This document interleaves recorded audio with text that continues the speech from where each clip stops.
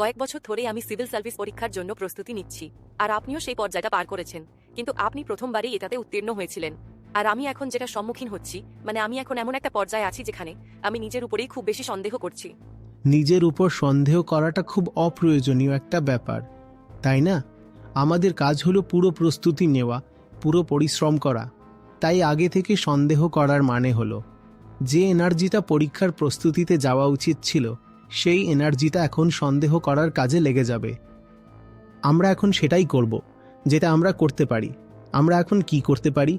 আমরা পরিশ্রম করতে পারি, কিন্তু পুরো পরিশ্রম কোনো কাজে তখনই দেওয়া যায় যখন আগে সেই কাজটার জন্য দৃঢ় বিশ্বাস থাকে, যখন এটা জানা থাকে যে এই কাজটাই আমার জন্য ঠিক।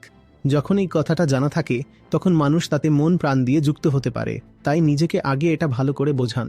দেখুন যে আপনার কাছে ইউপিএসসির প্রস্তুতি নেওয়ার উচিত কারণ আছে কিনা, মজবুত যুক্তি আছে কিনা। আর যদি থাকে তাহলে পরিশ্রম তো আপনি করবেনই করবেন, সেক্ষেত্রে আর এদিক ওদিক ভাবার সময় থাকবে না।